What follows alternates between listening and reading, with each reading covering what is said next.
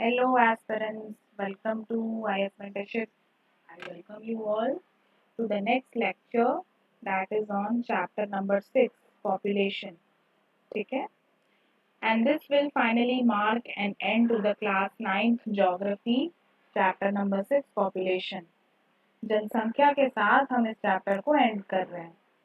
Chapter को नहीं, class को एंड कर रहे हैं, क्लास 9 को. अब हम क्लास 10 स्टार्ट करेंगे guys. So it is my humble request for you all.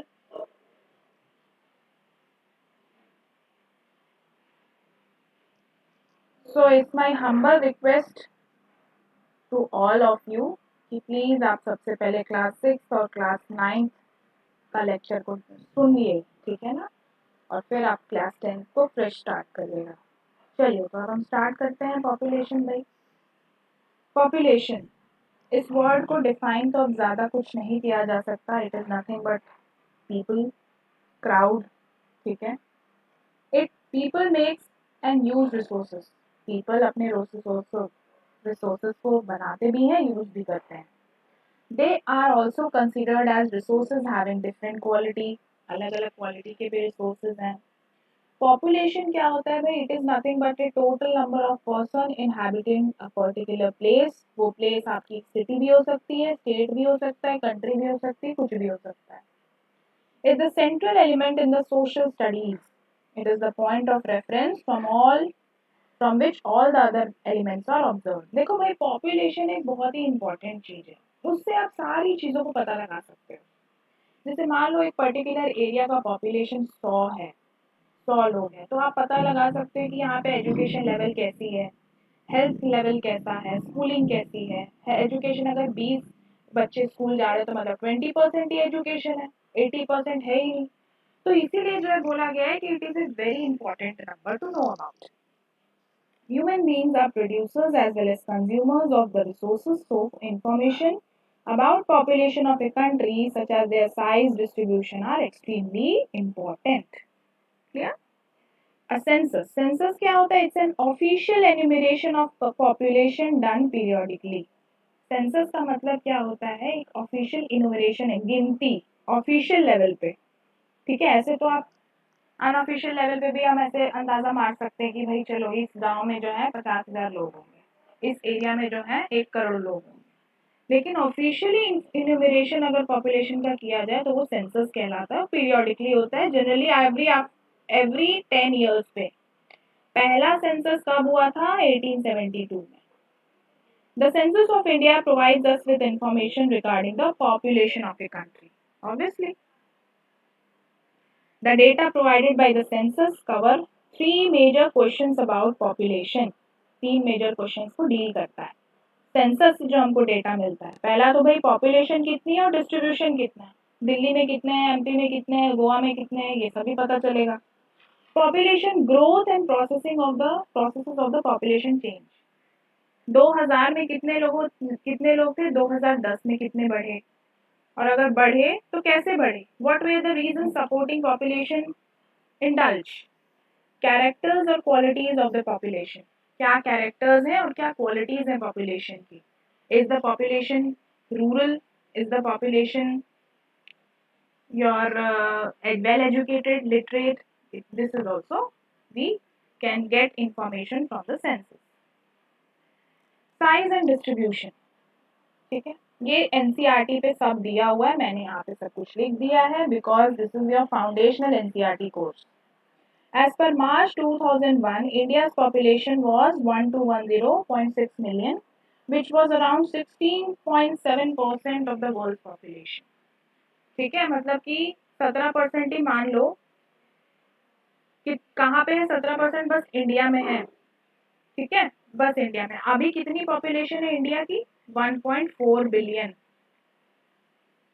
ठीक है. और अगर मैं वर्ल्ड की बात करूं तो 8.1 बिलियन. तो मतलब देख रहे हो, 1.4 बिलियन तो इंडिया में ही है. एंड नाउ इंडिया अभी लास्ट मंथ ही it has surpass China also by being the most populous country. पहले चाइना आता था और उसके बाद इंडिया आता था, लेकिन अभी पिछले महीने इंडिया ऊपर आ गया है चाइना से, मोस्ट पॉपुलस कंट्री में. According to data, UP is the most populous state. which accounts for 16% of total India's population. ठीक है, Sikkim's population is just 6 lakhs while Lakshadweep has just 64,000 people. The 5 states UP, Maharashtra, Bihar, West Bengal and Andhra Pradesh are having 49% of the, मतलब आधा India का population तो इसी area में है, UP, Bihar, Maharashtra, waste Bengal और आंध्र प्रदेश. अब India's population distribution by density. It is calculated as the number of person per unit area. एक unit area में कितने लोग हैं, that is your population calculation by density. अब इंडिया का 2011 में was 382 persons per square kilometer. 2011 के बाद अभी तक नहीं हुआ है population का वो, तो 382 पर्सन पर स्क्वायर किलोमीटर थे. एक स्क्वायर किलोमीटर मतलब 1 किलोमीटर यहाँ पे, 1 किलोमीटर ये थोड़ा मैंने शेप गलत बना दिया, this should be like a square only. इस एरिया में कितने लोग थे, 382, making it one of the most densely populated countries of the world. Hooch पॉच, पूरा क्राउडेड. इतने कम एरिया में आप 400 लोग हैं, कहाँ से चीजें क्लियर रहेंगी. It will be very much hodgepodge, है ना, populated. Density varies from 1102 in Bihar to only 17 पर अरुणाचल प्रदेश. देख रहे हो कितना ज्यादा डेविएशन है. जहाँ पे बिहार में 1000 लोग हैं एक स्क्वायर किलोमीटर में, वहीं पे अरुणाचल प्रदेश में बस 17 लोग हैं. The reason for scarce population in some states such as Arunachal Pradesh, Meghalaya, Odisha, rugged terrain and unfavorable climatic conditions. अब भाई यहाँ पे 17 लोग ही क्यों हैं? क्योंकि यहाँ का रहने का टेरेन, क्लाइमेटिक कंडीशंस फेवर नहीं करती, अपॉर्चुनिटीज फेवर नहीं करती. Hilly, dissected, rocky nature of the terrain, moderate to low rainfall, shallow and less fertile soils have influenced population in Assam. ठीक है, आसाम में क्यों पॉपुलेशन है, क्योंकि ये सब रीजंस हैं. The North Plains and Kerala in the south have high to very high population densities because of the flat plains with fertile soils. भाई यहाँ पे अच्छा खासा प्लेन है, रहने के लिए जगह ठीक है, टेम्परेचर ठीक है, तो इसलिए ये वाला एरिया पॉपुलेटेड है. Now this is our mentorship program. You can go through it, pause the screen and have a look. We are providing extreme 360-degree guidance to you all for your upcoming CSE examination. And for those students who want to get enrolled in the foundation batch can see all these things. ठीक है, और इस batch में वो enroll कर सकते हैं. हमारे mentor रियासत अली सर हैं, and we are very proud that we are under his team. He has made all the students, most of the students crack CSE examination under this program only, highest mentorship. आप देख सकते हैं toppers के साथ photo भी है sir की, और हम फ्रीक्वेंटली बैचेस लॉन्च करते रहते हैं. अभी रिसेंट में अगस्त में भी बहुत सारे बैचेस आने वाली हैं. तो if you want to get enrolled in any one of the batch and then you can directly call on this number. चलिए अब पॉपुलेशन ग्रोथ के बारे में थोड़ा सा बात करते हैं. It refers to the change in the number of inhabitants of a country और territory during specific period of time.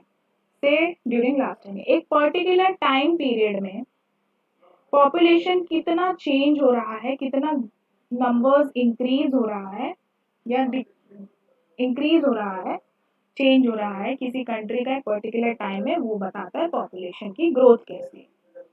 Population growth positive भी हो सकती है, नेगेटिव भी हो सकती है.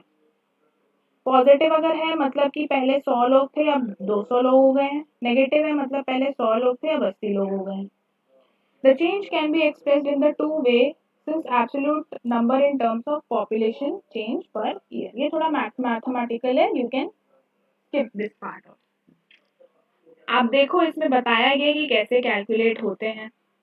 The absolute number is calculated by simply subtracting the earlier population. जैसे बोला गया है कि मान लो पहले पॉपुलेशन 100 था, अब कितना है 120 है. तो अगर absolute population control, absolute control बोल रहे हैं, एब्सोल्यूट पॉपुलेशन चेंज हमको जानना है तो हम सिंपली माइनस कर देंगे. मतलब 20 is the amount of population change. This is your absolute increase. हाँ, ये रिपीटेड स्टेटमेंट है. The rate of population is studied in percent per annum That is rate of increase of 2% per annum means that in a given year there was an increase of 2% for every 100% in base population. समझ में आ रहा है? Rate of increase 2% अगर है या 3% है मतलब दो लोगों का बढ़ोतरी हुआ है. This is known as your annual growth rate. The annual मतलब yearly, that is studied per annum, साल के बेसिस से इसलिए इसको रेट से माना गया है. Now India's population has been steadily increasing from 361 million in 1951 to 1210 million in 2011. Since 1981, however, the rate of the growth started declining gradually as the birth rate declined rapidly. ठीक है, growth rate जो है वो कम होने लगी क्योंकि birth rate भी कम होने लगे. लोग पैदा कम होंगे तो भाई जो आपका रेट ऑफ ग्रोथ भी तो कम ही होगा ना. But India has a very large population, so that when a low annual rate is applied to very large population, it yields large absolute increase. ठीक है, क्या बोला जा रहा है कि वेरी लार्ज है कि इंडिया की जो भी हो, अगर आपके बर्थ रेट भी कम हो रहे but still it is having very large population. ठीक है, सो when a low annual rate is applied to very large population, it yields a large absolute increase. At this growth rate, India may overtake China. ये तो भैया देखो NCERT का data है. may overtake China 2045 में लिखा है, लेकिन इसने इंडिया ने 2023 में ही कर लिया. देख रहे हो मतलब एनसीईआरटी ने कब प्रेडिक्ट किया था, जब ये बुक छप रही होगी. लेकिन देखिए, can you now can you imagine कि 20 साल के डिफरेंस को कम कर दिया इंडिया ने, इतना जल्दी उनका पॉपुलेशन बढ़ा है. Now, let us try to understand the processes of population change or growth. Basically, there are three main processes: birth rate, death rate, migration. यही तीनों की वजह से तो population change होगी. या तो लोगों का birth होगा, या तो death होगा, या लोग एक country से दूसरे country चले जाएंगे. Now, definitions जानना आपको बहुत जरूरी है. Birth rate is the number of live birth per 1000 person in year. 1000 लोगों में कितने लाइव बर्थ हैं, that defines your birth rate. Number of live birth मतलब ऐसे भी हो सकता है दैट प्री बॉर्न बेबीज हुए जो अभी वो जो मतलब जिनकी डेथ हो गई है, बॉर्न हुए लेकिन डेथ हो गई है because of their poor health condition. During the delivery also many babies are not able to survive. तो जरूरी नहीं कि 1000 लाइव बर्थ पे 1000 मिलेंगे, नहीं नहीं नहीं, 800 मिल सकते हैं. 200 को हेल्थ केयर से उनकी डेथ हो जाती है. So this will be my birth rate. ठीक है, अब अगर मैं इसको वो करूँ तो मतलब my birth rate becomes 0.8%. India में birth rate has always been higher than the death rate. हमेशा बर्थ रेट जो है डेथ रेट से ज्यादा, इससे पॉपुलेशन बढ़ती गई.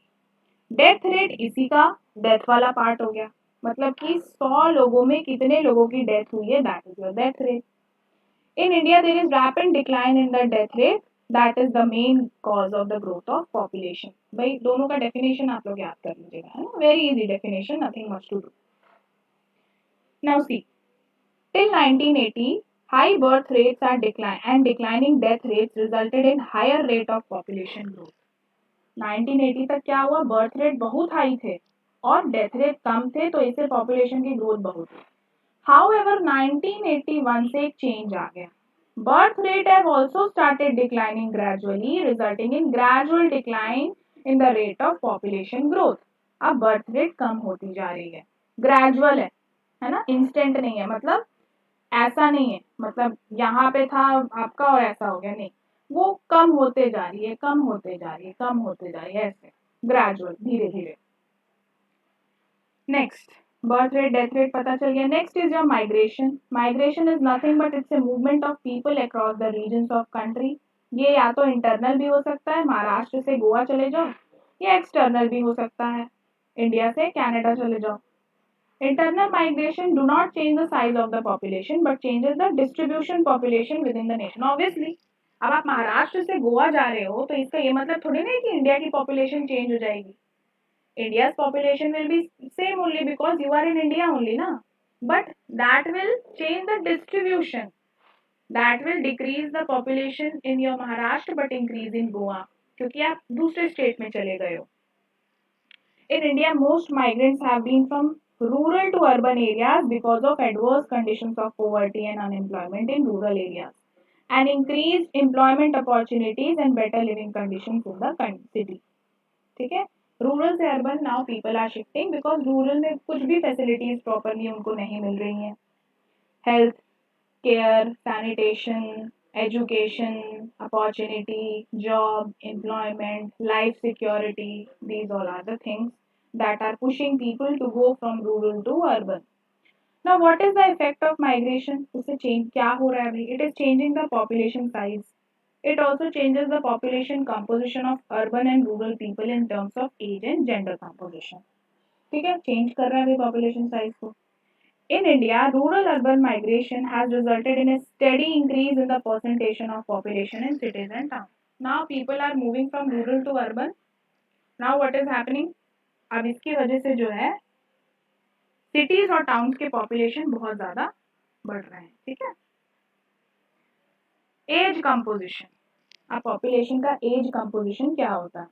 It refers to the number of people in different age groups in the country. ठीक है.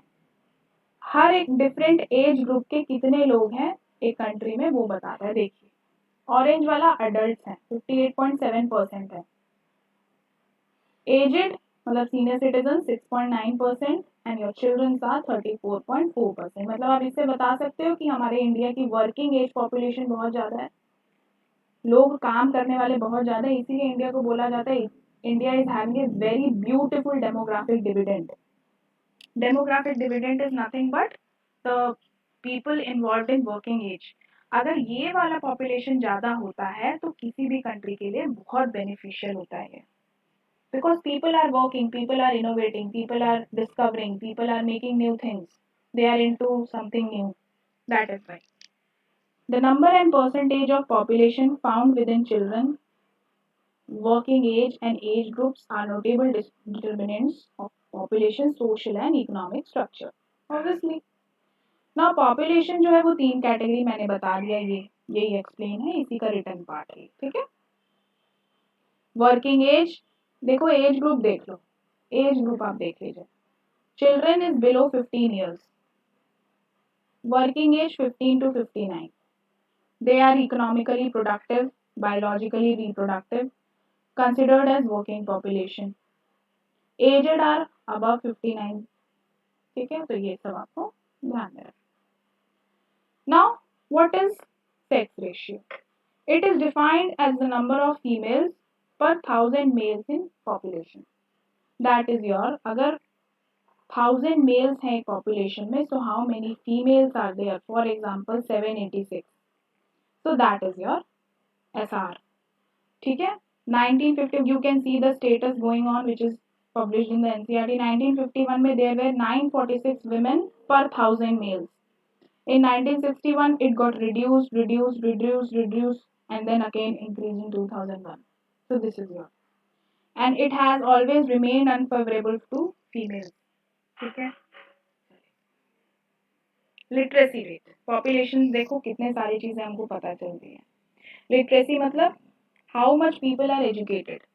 According to census 2011, a person aged 7 years and above who can read and write with understanding in any language is treated as literate. देख रहे हो NCERT में how beautifully definition is being framed. This you can directly quote in your mains answer.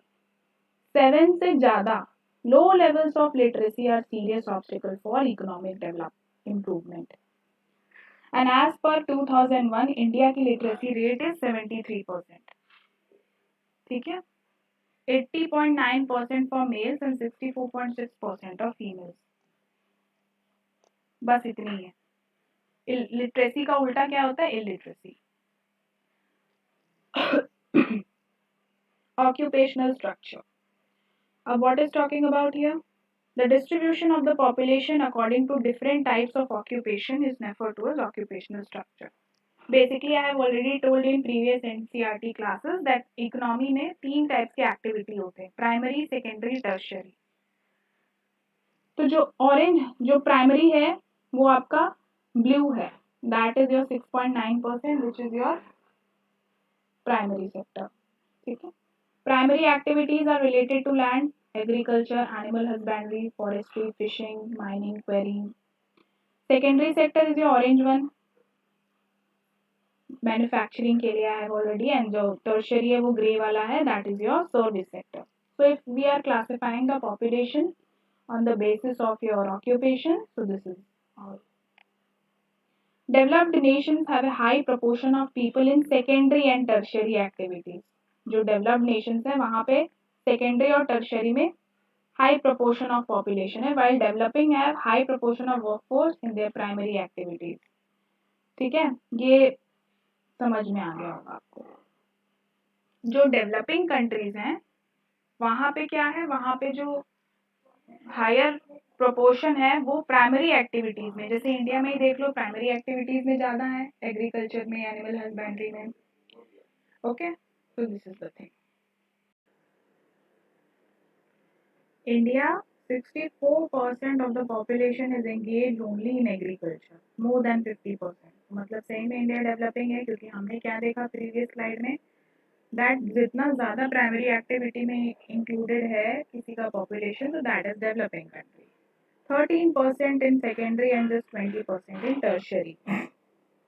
Now people are moving towards secondary and tertiary sectors because of growing industrialization and urbanization. जैसे जैसे opportunities मिलते जा रही है लोगों को, they are shifting towards secondary and tertiary. Now talking about the health perspective, it is very important component obviously, and there has been a significant improvement in India's health conditions. Death rates have been declined from 25 per thousand in 1951 to 7.2% dying in 2011. तो बहुत ही अच्छा improvement देखने को मिला है. Life expectancy बढ़ी है from 36.7 years to 67.9 years. Life expectancy मतलब how much we can expect a person will live, कितना साल तक मैक्सिमम वो जी सकता है.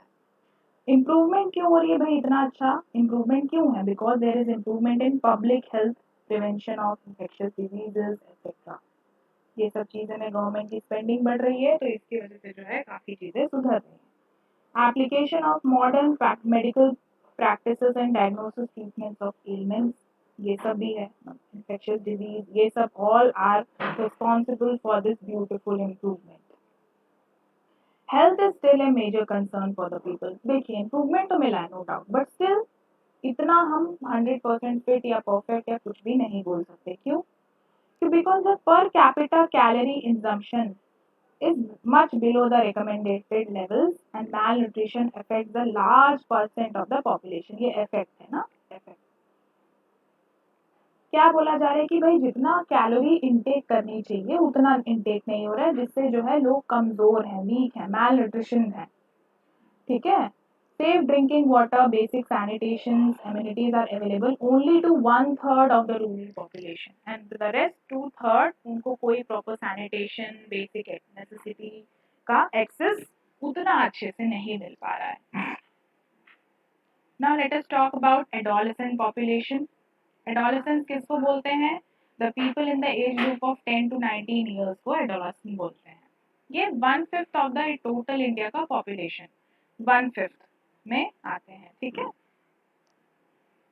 They are most important future resources for any country. Obviously भाई nutrition requirement of adolescent are higher than the those of normal child adult, क्योंकि ये वाला जो एज ग्रुप है ये ग्रो करने का है, ये बॉडी डेवलपमेंट के लिए है, तो इनका जो कैलोरी इंटेक, न्यूट्रिशन का इंटेक हमेशा नॉर्मल पीपल से ज़्यादा रहेगा. In India, the diet available to adolescent is inadequate in all nutrients. A large number of adolescent girls suffers from anemia. Anemia क्या है? Lack of red blood cells hemoglobin. तो इसकी वजह से anemia जैसी बीमारियों से भी ग्रसित है females. This awareness can be improved through the spread of literacy, education. पढ़ाइए, समझाइए कि how much food, how much proper calorie intake, how much fruits, how much nutritious food are important for the body development. ठीक है. Now talking about a very beautiful topic, that is your national population policy. The government of India initiated comprehensive family planning program in 1952 for improving individual health and welfare. ठीक. It sought to promote responsible and planned parenthood on voluntary basis, compulsory नहीं है। अब M क्या है इसका, इस policy का? It provides a policy framework for imparting free and compulsory school education up to 14 years of age. Very good. Next aim is to reduce infant mortality to below 30 per thousand live births. Infant जो मतलब new born छोटे बच्चे होते हैं जो, उनके deaths को reduce करना है हमको 30 से कम, ठीक है, 30 से कम लाना है। To achieve universal immunization of children against all vaccines preventable diseases, इसी के लिए अभी गवर्नमेंट ने थोड़े सालों पहले इंद्रधनुष मिशन इंद्रधनुष का भी लॉन्च किया था, जिसमें all types of vaccines were provided to the children. Promoting delayed marriage for girls, making family welfare a people centric programme, ना कि government centric programme, because family is people centric ही होती है, तो जितना ज़्यादा लोगों का एंगेजमेंट होगा उतना सक्सेसफुल ये प्रोग्राम भी रहेगा। Now, what is the relationship between NPP 2000 and adolescent? It defines adolescent as one of the major sections of the population that need greater attention. ये define करता है National Population Policy. Besides nutritional requirements, the policy put greater emphasis on the other important needs of adolescents, including protection of unwanted pregnancies also and sexually transmitted diseases. ठीक है, ये इस चीजों की भी ध्यान रखता है। Now this program was started for adolescent। क्या क्या एम था भाई, देखो, डिले मैरिज करना है सो दैट गर्ल्स का जो रिप्रोडक्टिव हेल्थ है वो बेटर हो, एजुकेशन बढ़ावा देना है about the risk of unprotected sex also, because it is also very important to prevent sexually transmitted diseases, making contraceptive services accessible and affordable, providing food supplements, strengthening the legal measures to prevent child marriage। तो ये सारी चीज़ें बहुत ज़्यादा important है for national population policy, for framing in your answers also। So this was about your population chapter। I hope you enjoyed। I hope कि आप लोगों को समझ में आया होगा। देखिए, पॉपुलेशन से एक ऑफिशियल डॉक्यूमेंट से हमको कितनी सारी चीज़ें मिली, लिटरेसी कैसी है, हेल्थ कैसा है, एजुकेशन कैसा है, लोग जहाँ ज़्यादा कहाँ हैं, ज़्यादा कम कहाँ हैं, क्यों कम है, कैसे कम है, तो ये सारी चीज़ों का आपको ब्रॉडर आइडिया होता है। तो okay, with this we are ending the chapter now and finally we are ending the class 9th geography as well। So I want you all to revise class 6 to 9th properly, and then with the next lecture we will be focusing on class 10th।